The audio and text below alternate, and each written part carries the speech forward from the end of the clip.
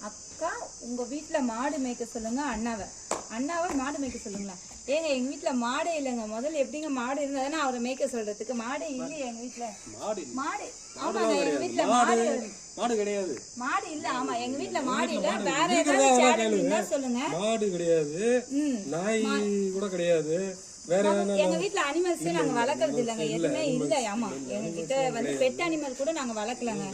ஆமா நாய் மாடு எதுவும் கிடையாது, ஆடு எதுவும் கிடையாது. யாரு மாடுன்றீங்க? இல்ல கிடையாதுன்னு சொல்ல. இல்ல யாரு இல்ல எனக்கு தெரியல. யாரு என்ன என்ன மாடுன்றீங்க? யாரு மாடுன்றீங்க? மாடு இல்லப்பா, சொல்ல தெரியாது.